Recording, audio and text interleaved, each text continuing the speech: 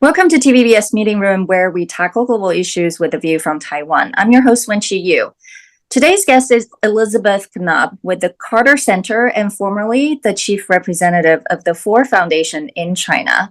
Until just a few months ago, she lived and worked in China for over 2 decades and was instrumental in building civil society in China and from China to the world. Elizabeth is going to share with us a different side of China that's often less understood and underreported in the media. Welcome, Elizabeth. Hi, Wenqi. Thanks for having me. So you spent over 2 decades in China working in the business and nonprofit sectors. What do you think are the most misunderstood myths about China, especially from the US and the West? So, when I was first studying about China, I learned that China was a monolithic culture, that it was very homogenous, and I think that monolithic and homogenous idea about China persists today, not only culturally, but in terms of the politics and the way the society is organized. And I think that is an important myth that we need to unpack and discard. I find China to be a country that is, in fact, incredibly diverse. Individuals within China identify themselves quite particularly in terms of their language, where they grew up, what kind of food they eat, and there's a diverse set of opinions about any kind of contemporary issue that you can imagine, all existing at the same time within China. So I think one thing that we need to, as observers of China and people who want to understand China better, is we need to understand that yes, it's a long cultural history, and it's a unified cultural history of over 2,000 years. At the same time, it is a country that is widely diverse, geographically, economically, educationally, in multiple dimensions, and that means that the country itself is not entirely unified all the time in how they view themselves, how they view their society, how they view their own opportunities. So I think one big myth is this idea that China is some monolithic society. And coming out of that, I think sorry, a little bit on that point, right? Because I think that's something most people probably didn't think about China or didn't associate China in that way. To help people understand better, would you say sort of the diverse culture, or as you said, people identify themselves as, maybe what province they're from, etc. Does that resemble what's going on in the US in terms of people identify themselves from a certain state? So, is the difference among different states similar to what you were referring to, or is it something different? Just so people can sort of associate what kind of diverse identity people are. I think that actually Chinese people identify based on their home province or even town or city within a province even more highly than Americans identify by their state. I think Americans have a much longer history of mobility within the United States. Chinese people are still, I think, even in this most recent generations, are still quite tied to their place where their parents and grandparents grew up or were from. And so there is a strong identity to sort of where your quote hometown is, and your hometown isn't necessarily where you were born.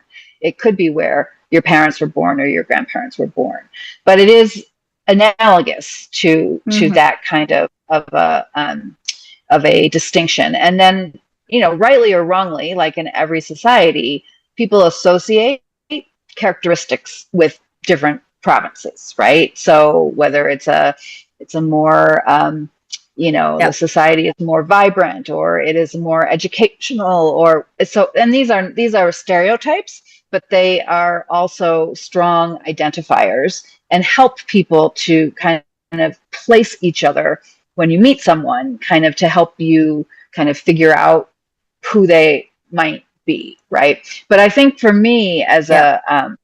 as a student of China, one of the most surprising things to me when I got to China was how strong that is, and what that also then leads to is this question that we have in the West, that China is a collective society versus an individualistic Mhm. society, the way we look at the US.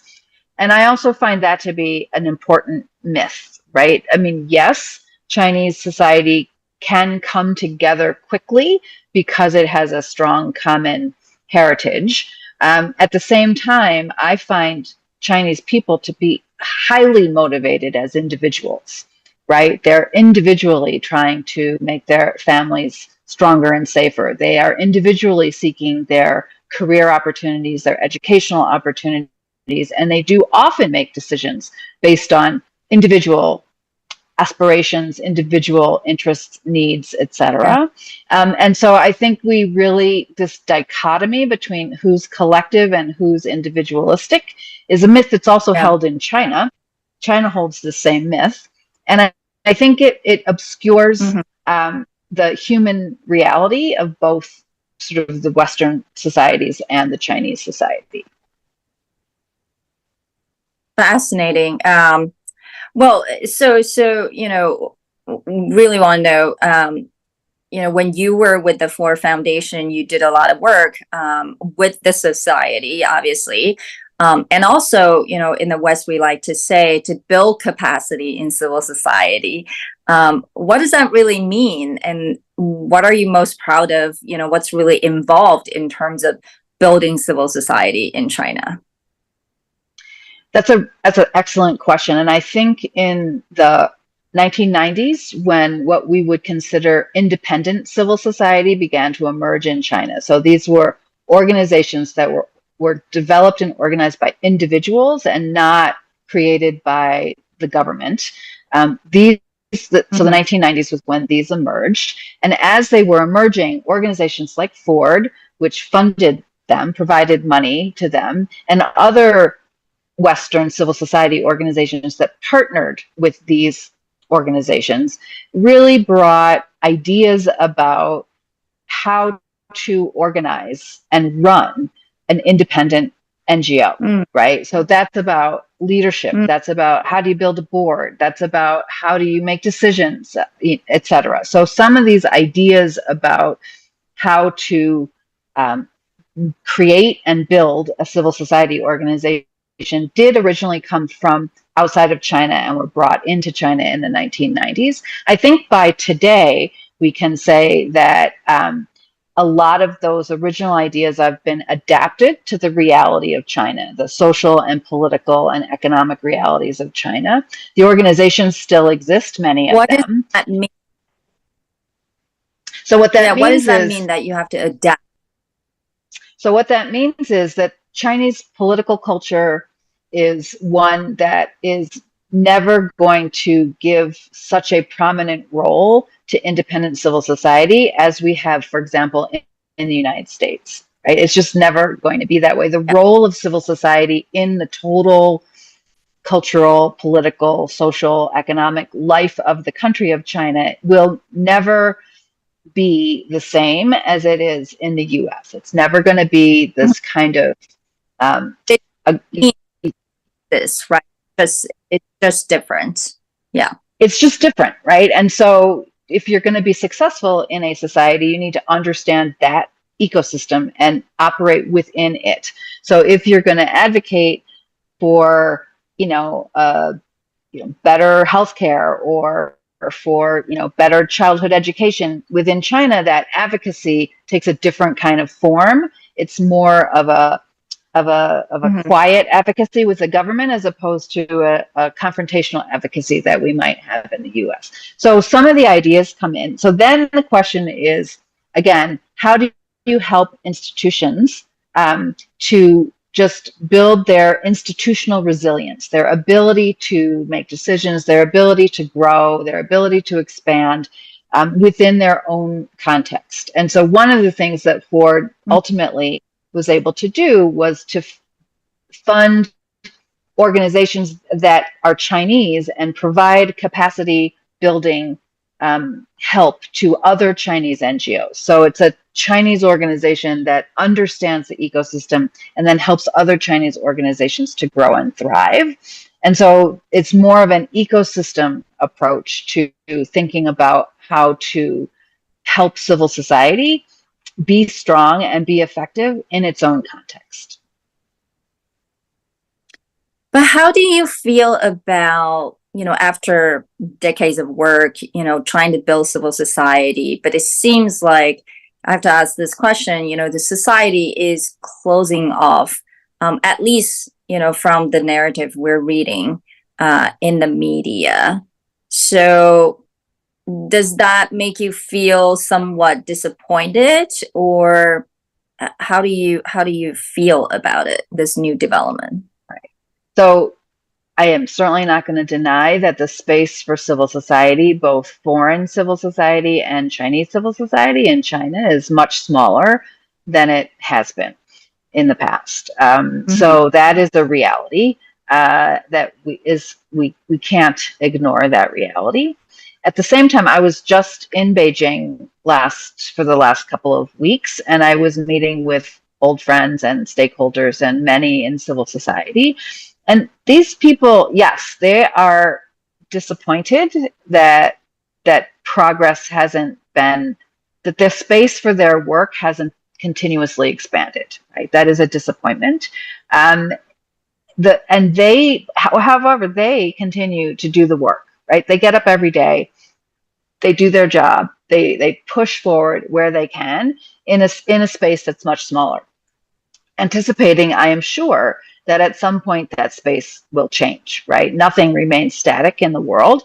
And so really being close to the ground and being able to see where the opportunities and the space opens up, that is what these organizations are doing on the ground every day. So how do I personally feel about it?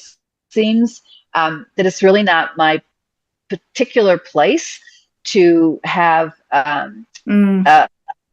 so my feeling is that what I have done with my career and the people that I know and the institutions that I have worked with, I feel incredibly privileged to have been able to do that. I feel incredibly inspired by their tenacity. I, of course, wish that the space were bigger because they wish that the space were bigger. And it is true that there are organizations that have closed in the last decade that really were, in my view, contributing constructively to Chinese society. And there's multiple reasons for that, including funding, right? I mean, it is still very difficult in China for Chinese civil society NGOs to find sources of funding that are not from the West. And I think that's there. I also feel some disappointment because Ford and others has spent a lot of effort to try to strengthen the philanthropic ecosystem. So helping Chinese foundations to become stronger and more strategic and more able to support Chinese civil society. And that has not happened. So, and we can talk about why, but it hasn't yet happened. And so that also creates kind of a long-term systemic problem for Chinese civil society because they need money. Yeah. I mean, for sure. I mean, nonprofit civil society, you need to have a society that is willing to contribute and believe in the value of those organizations. And so, it's interesting that I, obviously have observed that because of the shrinking space of civil society or funders in China, that for foundation later on actually started helping to build civil society relationship with the global South, as well as other types of stakeholder relationships, especially in a way I think it's hoping to bring transparency and responsibility to those organizations and businesses as well. So what are some of the projects and accomplishments that you can share? Yes, so that is the Ford Foundation itself had a strategic shift, and then also just the reality on the ground in China has caused the foundation to think more about the impact of Chinese economic and political power outside of China. And part of that has been to help stakeholders in other countries, in Latin America, in Southeast Asia, in Africa, civil society organizations, And these advocacy stakeholders groups. are They are, well, so they are either existing grantees of the Ford Foundation in those countries, or they're new stakeholders that the China office identified as groups that need to better understand China, because China is investing in their country and is causing changes in their communities, some positive, some negative, right? And also China's role in global governance is also seeking to engage particularly global South countries in China's global governance agenda. And so in order to understand how to respond to that, it's important for those organizations to have knowledge about China, to have communication, a way to communicate with China and understand China better and communicate their needs. So two projects I can point to quickly. Ford has supported the development within China of what we call an investment grievance mechanism. What this means is the Chinese government and its policymakers set up a process whereby civil society in other countries that have a grievance about the impact of Chinese investment in that country can feed that back into the Chinese system to identify where Chinese investment has been harmful. And the hope is, and this is what are still like so examples of those grievances? So a grievance might be about the way an environmental impact of an investment project on a community, or a project that's going to displace people from their home, some indigenous people from their homeland, or is going to have a negative labor practice, or hurt women in a certain kind of way. So any kind of grievance like that. And this is a platform that is in development. So it's hard to know exactly how it will work in practice. But the idea is that the grievance gets fed back into the Chinese investment system, and therefore the system can address the problem, number one, perhaps solve the problem. Or number two, might be able to make some policy adjustments within China that will cause that problem to not happen again. Right, that's the concept, right? And so this idea emerged from Chinese regulators and policymakers understanding that they don't have a good way to understand what's going on the ground all the time. And this is a mechanism and a platform to try to figure out. And then the input of the grievances tend to come from civil society or community organizations or local governments in other countries, right?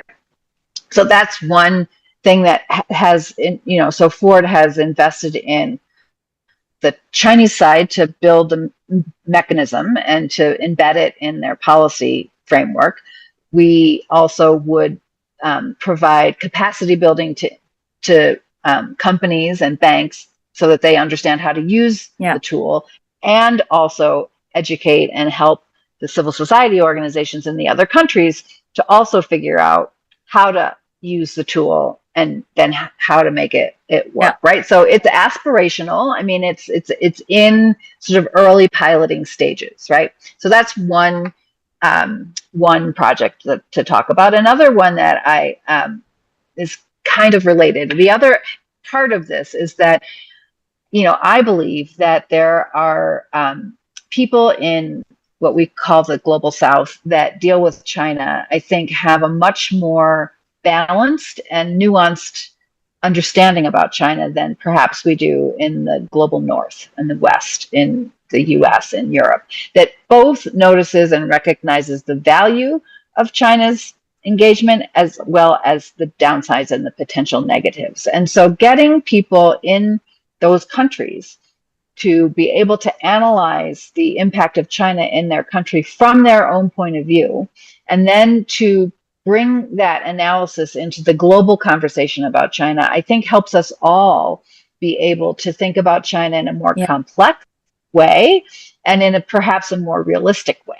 And so there's a project that we funded at the Carnegie Endowment for International Peace that has identified over 25 researchers in countries across the global south to write about China from their perspective and then publish these policy papers, blog posts in both the local language and in English to try to bring these perspectives into the global conversation about China, to just make sure we're being as comprehensive and sort of complexifying a bit the picture that we have of China in the world. Yeah, I think that's extremely important because, you know, anyone can find that the conversation about China certainly sounds and looks different when you're outside of the US or maybe more European centric kind of media outlets. So, you know, that obviously shows a different kind of appreciation, I would say, somewhat, and also just different kind of knowledge and you know, I would say perception of China that is not often how we understand it in the West.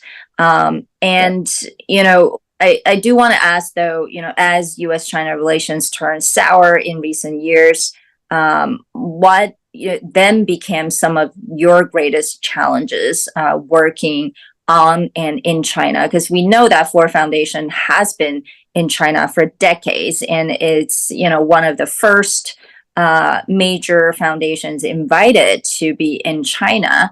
But it seems that, again, the space is shrinking, and so the impact and the you know, maybe the attitude of welcoming some of the work that Ford used to do is no longer there. So how did you actually handle some of the challenges? So I think as an American institution that was very instrumental in the 1950s and 60s in the US, funding China studies programs in the, you know, beginning in 1979, engaging with Chinese stakeholders and opening an office in 1988 in China.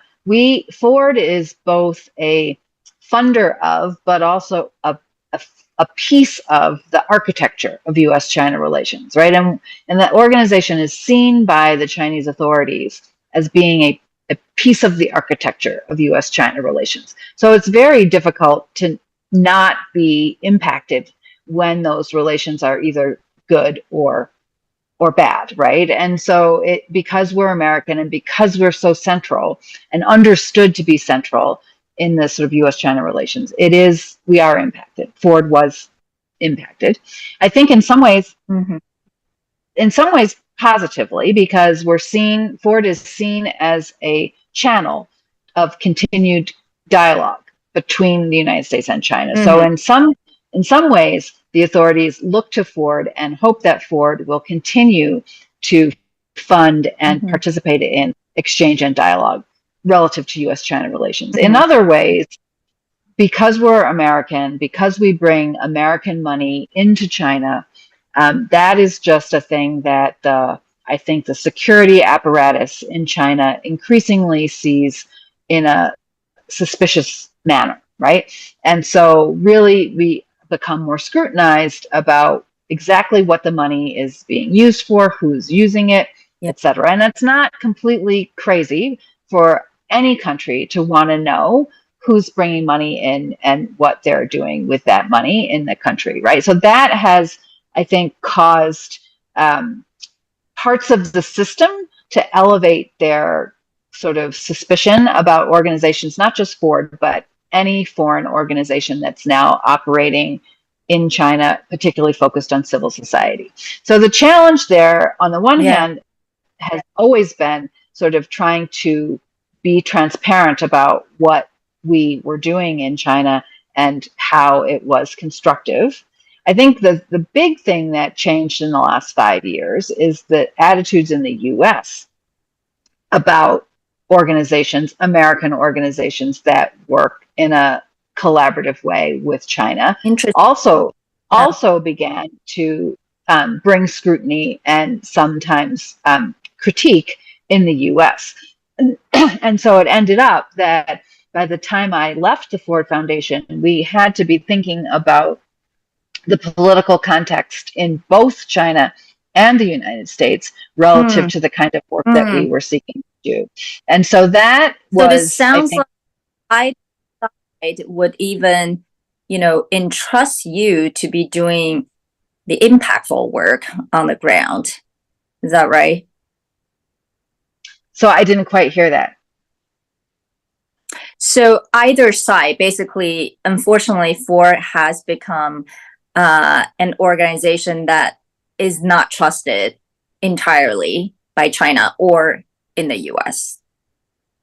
Yeah, I would say that there are parts of both societies' systems, largely those that think in terms of national security as the most important part of any kind of Yeah. work.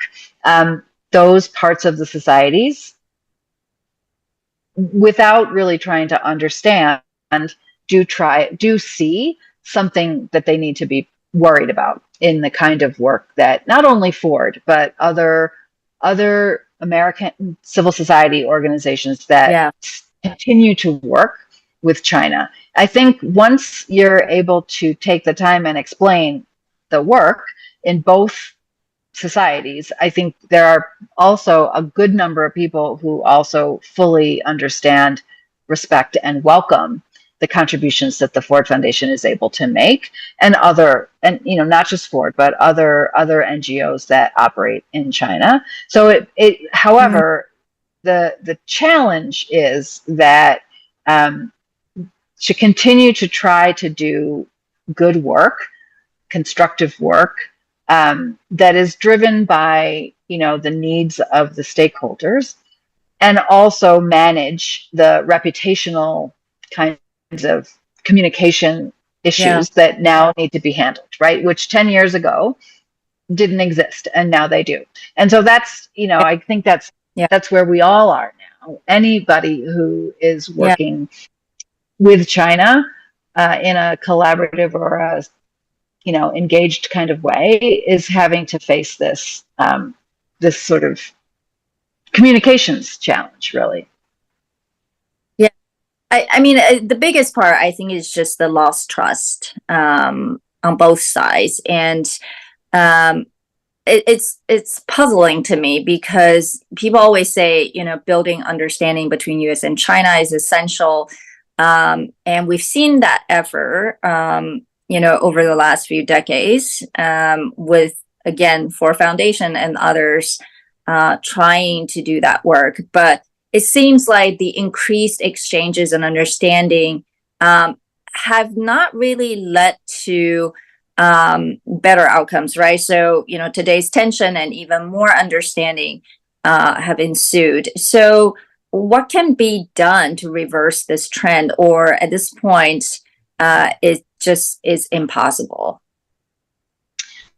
So I think that a couple things, right? So I actually am obviously a believer in dialogue and communication and ongoing kind of conversation as a way of managing increasing areas of disagreement or interests that are not aligned. I mean, I think that's one of the fundamental things between the United States and China now. Our national interests are not always aligned, right? And so how do you communicate Mm, about that? You have to be in a constant dialogue. And so I think mhm. I think one thing we have failed to really analyze is the impact of the COVID travel restrictions. So for Yeah. almost 4 years, few Americans went to China, and hardly any Chinese people went to the United States. 4 years is a And long you were, time. I was one of them, but yeah, really, I mean, at a government level, at important levels, those dialogues, on Zoom for the first year were fine, but getting into year 4, it was really, really challenging.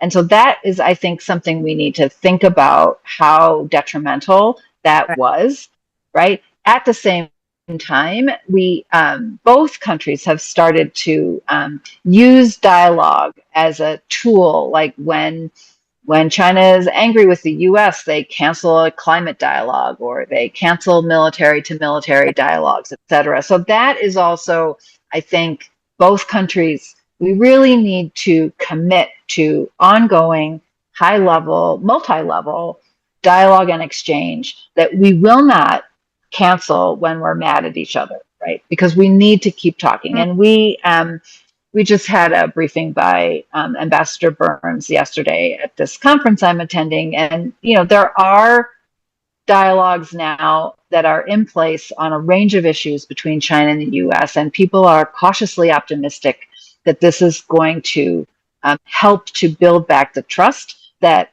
we are actually quite lacking in the relationship right now. And I really do think that this level of dialogue and conversation is important, but I think it's been disrupted over the last 4 years and also even longer by this Mhm. use of kind of political use of these dialogues to sort of punish the other side for something that we're angry with them for. So I do think that I agree that dialogue is important, and I think we don't have enough of it, and we need to build it back. I also think that it's really hard to build something, and it's really easy to break it. And so I think a lot of things have been broken, and it's going to take a dedicated effort on both sides to build them back. And so you really don't want to break them Yeah. in the first place because they're hard to build back. Yeah, I mean, some people would argue on the US side that, it took the US so long to actually build, right, the trust and trying to influence China in certain directions, but somehow it's not leading them to behave in the way that we like to see. And so, what is the point of engagement, right? What's the point of having a dialogue if they continue to behave in a certain way? So, are you still hopeful about U.S. China relations? And, what are your biggest worries over the next few years? So I guess I would say that I would want to be careful that um, that we want countries to behave in a way that we want them to behave, and if they don't, we Mm-hmm. disengage. Right? That seems like a not actually, from my point of view, a really responsible way to act in the world because China is China, right? And it's not going anywhere, and its power is increasing, and it's not going to change its fundamental political nature anytime soon. And so we really need to be Mm-hmm. able to acknowledge that, and within that framework, figure out how we're going to be able to work together on the planet for the benefit of the planet. And I think that's really, really something that I feel like the US is beginning to kind of get to that place. And I think maybe China is as well, but I think it's going to take a while. And I think there's many things that could disrupt this along the way, right? Many, many things. So I'm hopeful because of the people that I know on both sides who really believe that it is possible for these two countries to not only exist on the planet together, but to actually maybe work together in some areas that are for the benefit of the world. So I'm hopeful that sort of attitude will prevail eventually. What I worry about is that until that time, there's a lot of disruptors, right? There's a possible for some military accident in the South China Sea, or there's the possibility of just national security concerns really driving demonization. I mean, I think in both countries now there's a lot of rhetoric that just demonizes the other Right. society and presents very, very incomplete pictures of each other's societies. And these are things I do worry about. So big narratives, mistakes that are going to happen that are going to cause a chain reaction that are all going to happen before Yeah. we get to a place where we are sort of more aligned in how we're going to coexist in the world and potentially work together. So I'm hopeful, and I am concerned in the short term that there are possibilities of disrailment. Which brings me back to the importance of ongoing dialogue and conversation, because I think with that fabric, including civil society, including arts and culture, including students and scholarly exchange, all have to be there to kind of create a kind of a web and a safety net that will keep us connected through some probably potentially challenging times in the near future. Well, on that note, thank you so much for joining us today. I think, as I mentioned, you have brought a different perspective compared to our past guests, and we really appreciate that. I think China is, again, a very complex country, society, and culture that really cannot just use a very simplistic way to understand or describe it. So hopefully there will be more people like you who are committed to building that connection and understanding for the good of, the world, not just for China. So thank you again for joining us. We hope to have you My back. pleasure. Take care. Thanks.